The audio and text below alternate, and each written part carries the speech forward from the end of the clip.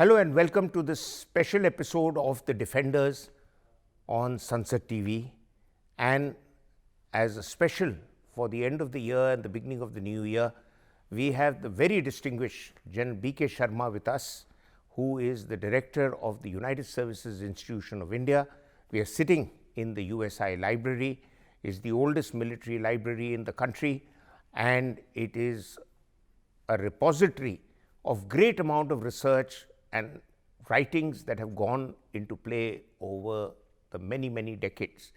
Has a lot of information, and General Sharma sits on top of it. So welcome on the show, sir. Thank you very much. I'm absolutely delighted to be able to do a one-on-one with you in your library and not do a normal latitude show with you, which I've done in the past. And I've always found your responses very educative. And I'm going to go to a subject which is close to your heart because you love to look at the big picture. There are multiple challenges that we face as a country in the defense and security space. Now, these are, of course, neighborhood challenges are well known to everybody. They are in the news every other day. There are also challenges of internal security, which also figures in the news. But there is the big challenge of looking ahead to having a vision for the future, where we need to have correspondingly a comprehensive national power strategy. Could you expand on that? Yes, thank you. As we know, in the comprehensive national security today, military is just one of its component.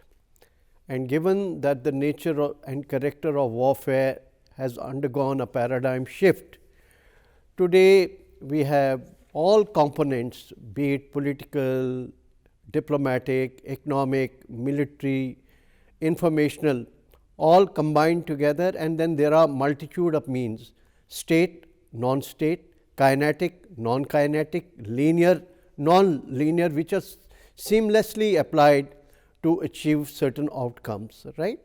So, therefore, all we have to do is a whole of government, and not only whole of government, but whole of nation approach to this comprehensive national security. So, to that extent, we need to revisit our mental maps about security, and we have to have a big picture in mind. And actually, we have to grow out of this so-called very defensive mindset of having two adversaries which are acting in tandem, and break out of this logjam and try and reach out to the larger avenues and arena where India can play its major role. To that extent, I think one of the most important thing is your self-reliance. Self-reliance, not only self-sufficiency, but self-reliance, so that we are not dependent on others and we are not vulnerable to strategic coercion from these imports. Second thing is, as we know, in our neighborhood, Chinese have been supplying military hardware to our neighboring countries, and this is one of the important component of their neighborhood policy to induce a gravitational pull. And our government has very rightly taken this decision: how can India be a net security provider, not only in its immediate neighborhood but beyond. To that extent, this vision of exporting about 50,000 crore worth of military products is very important. Now, for this to be achieved, you require a very vibrant ecosystem of what you call is the military industrial defense industrial complex.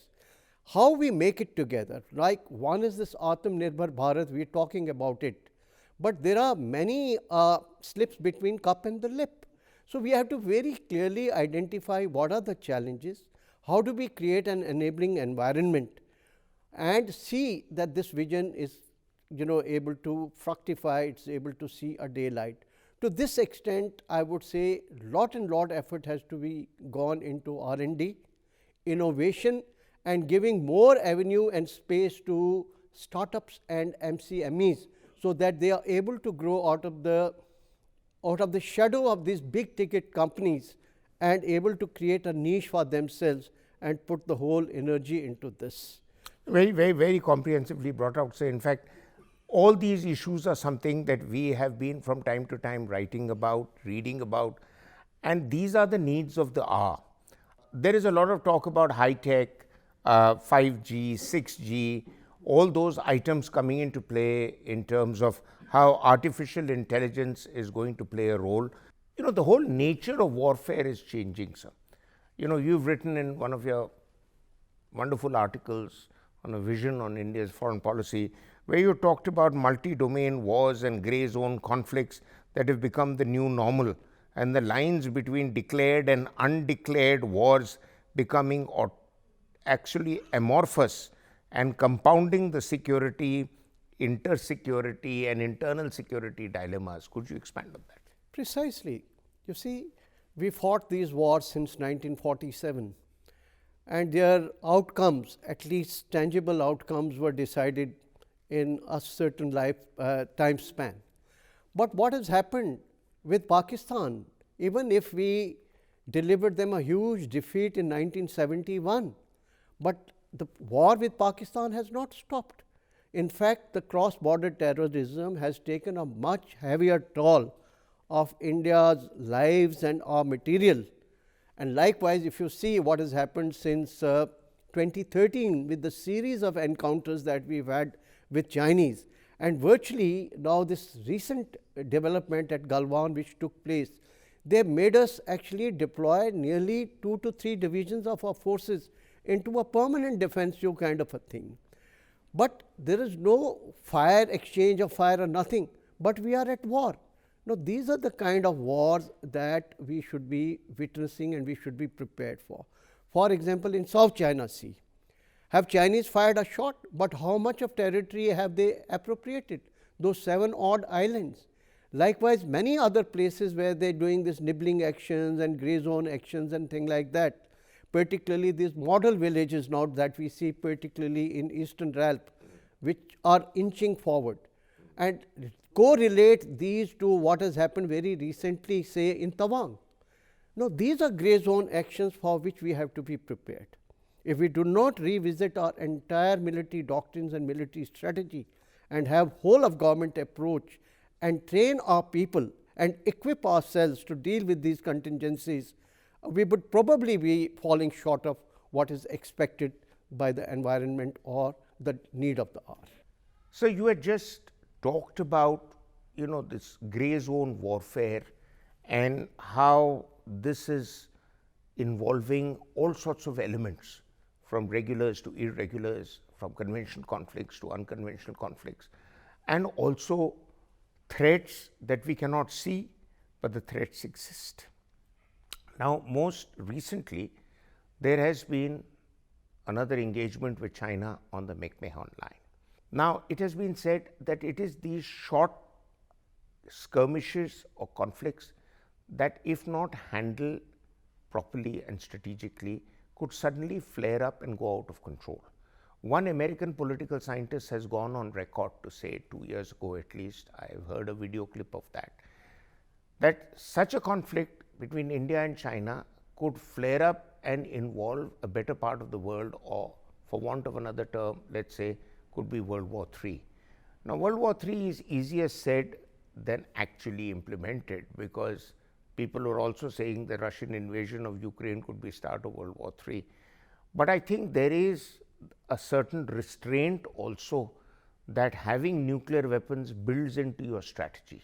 Would you like to elaborate? Yes, I think this is a very profound question that you have asked. And the fact of the matter is that look what happened at Doklam and what happened at Galwan. Apparently, if you put them purely in the military parlance, these were low-level sub-tactical actions, but they had strategic ramifications. It altered the entire trajectory, or I would say the complexion of bilateral relations between the two countries, right? Similarly, when the tempers are running very high and something like what happened at Gyanse very recently, it can spiral out of control. And once it spirals out of control, then your national ego, your national pride, it comes into place. And therefore, I think it is very important for the military hierarchy in this country, together with the political leadership, to take a holistic view of the entire spectrum of conflict, right from non-contact, non-kinetic, to contact and kinetic, towards the sectoral conflicts, whether it's vertical proliferation or it's a horizontal proliferation, and getting into even the nuclear umbrella. But the fact of the matter is that the three countries which are involved in this imbroglio, they are nuclear weapon states. So, you cannot wish away. Equally important is escalation domination control. Right at each stage, how do you respond and how do you apply force, so that if there is an exit strategy that is required, we should not come out to be as croppers, but we should actually have that competitive advantage on our side to negotiate with our adversaries. I think this is what we require to do in terms of different scenario building exercises here, which must have all elements of national power involved who are stakeholders. We have started some of these exercises here, at least under the aegis of USI, but more and more such efforts are required, where we get people out of the silos, we make them sort of have a 360-degree view of the whole thing and not a linear approach to war fighting. This non-linearity in our thinking and revisiting of our mental maps and looking at the whole picture has become extremely critical. If we are not able to put this together, we will only have knee-jerk reactions and we will be reactive and will not be able to shape the battlefield environment or operational environment, where we seek outcomes which are in consonance with India's stature and the prestige and image of its military. This leads me to a question that's haunting me for quite some time, that we are, at least to some extent, placed in a position of disadvantage with the China-Pakistan nexus. We may argue that we have Quad with us, we have America with us, which is willing to pitch in our favor. But America doesn't have a historical record, at least since World War II, to come out in favor physically of its allies, at least in the last few decades. In the case of Japan, they have asked the Japanese to get their own defensive infrastructure upgraded. Japan is now planning to spend $320 billion over the next few years, doing a whole lot of things, from buying equipment to building equipment to selling equipment, to make sure that it is able to tell China very clearly that we are not there for a run-in like you may be thinking in case of Taiwan. In our case, we are buying equipment, but one problem area that has been there, that we've made a set of rules that make it very difficult for us to purchase what we want. We've also laid down the groundwork that everything will be made in India, and it's not like a magic wand that you wave it and suddenly India starts producing everything. So, where does the answer in the interim lie? Because our adversary China and Pakistan is not going to wait for next 10 years before we get our act together completely. See, this is again a very, very important question. The point is that in our exuberance, we take a binary approach to our defense modernization. Either we buy everything from outside. If we can't buy everything from outside, now we start producing everything. Now, there is no magic wand that you start producing high-grade military equipment overnight here with a very narrow R&D base. We know what is the military technology strategic capacity gap between us and Chinese. Those things are very, very clear. Now, we have to have a long-term strategy that the issues, the things that we immediately require, there is no harm in procuring them on fast-track basis. Absolutely. So that you are able to address those operational operational hollowness in your system, and you are able to achieve towards that desired deterrence. In the long run, yes, work very much towards what you call is the Atmanirbhar Bharat and start producing indigenously. So, I think a mix of the two approach would be actually more sagacious and an imperative need than to look at it in sort of a black and white kind of an approach. But who's going to tell the government that? See, I am sure that, well, government is privy to that, but they also in the same breath feel that they will be able to push this Atmanirbhar Bharat on a fast track. But I think from looking at purely from a practical proposition point of view, I think it is for the military hierarchy to actually convince the National Command Authority and the political authority that what is that is required in the short term, what is that is required in the interim, and what should be our long view, that is in the long term. I think it is a continuum in which we should look at the things and not sort of what is important is the end result. And we are an operationally deployed armed forces. The wars can break out at any time here, and we do not have a comfort of like many other countries to look from our sort of AC rooms and from your the comforts of your office and to look at the warfare. Things can erupt, and therefore, we have to be more than ready to save any embarrassment. To that extent, I think a hybrid approach would be more prudent.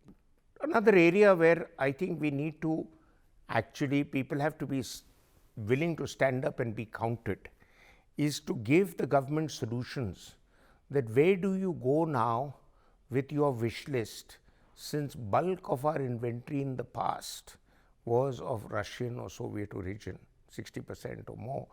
I've read a study of SIPRI which says over 80%. Now, Russia is having a problem providing enough equipment and weapons for its forces on the Ukraine front. Can it continue to supply us? Can it continue to meet its contractual obligations with us? If not Russia, then how can you make Russian origin equipment functional in India till the government takes a decision what else to come in lieu of that? Yes, I think we should have anticipated this kind of a scenario. If we had put our thinking hats, then it was on writing on the wall that on Ukraine sooner or later there is going to be a stand of this nature. And I have been to Russia twice in the recent past, and I know that there are problems today, and they may not be able to fulfill their contractual obligations. And in the meanwhile, suppose we have war clouds hovering over us, then which way we go? So, it is high time I think we take a reality check of what we should be doing. How can we create a surge capability within our country to produce this equipment, even if we have to take certain help from Russia, and in the meanwhile nudge this shift of diversification of getting equipment from other countries, while our focus remains at Atmanirbhar Bharat. But important is to be cognizant of the fact that this challenge is staring us in the eyes, and we have to find ways and means to cope up with it. Okay, another question, sir, and that is, there are a whole lot of vendors who are waiting to see a window open in South Block so that they can fly their genie in and get an opportunity to come in India's buying list. There is equipment that is waiting decisions, whether it is the fighter aircrafts for the newly commissioned aircraft carrier, whether it is to make up for the deficiencies of the IAF, whether it is to make up for long overdue modernization of the fighting foot soldier to the ilk that you and I belong to.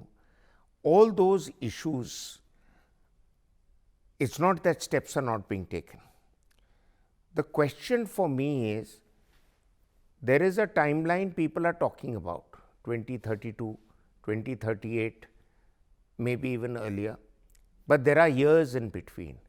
How do you provide the man who's going to fight for you to defend your territory an interim measure by which he at least feels confident that he is going into battle with a half a chance of returning alive and with victory? As an infantry soldier, I have realized this problem for a very long time, that when it comes to the cutting edge, there are very serious voids that we face. I think some accelerated attempts are being made to address those issues, and today, because we get information from our units, Our soldiers are much better equipped than they were before. But at the same time, it has not acquired the desired momentum, the momentum that or the attention that it deserves. And what I have seen since we have opened at the USI this Atmanirbhar Bharat initiative, under the rubric of which we are bringing designers, developers, manufacturers and end users to the same table. So, there is an open dialogue and there is a cross pollination of ideas. What we have realized that still people are working in silos. There is very little dialogue that is taking place. As a result, the MSMEs and the startups produce something. When it is taken to trial, it does not come up to the expectations, because they are not privy to the operational realities in which that equipment has to operate. So, it is for the services also, with the help from the government, to create a better ecosystem and better facilities, particularly incorporation of end user with the MSMEs and startups, that what is that QR, which should be actually very realistic and not asking for the moon.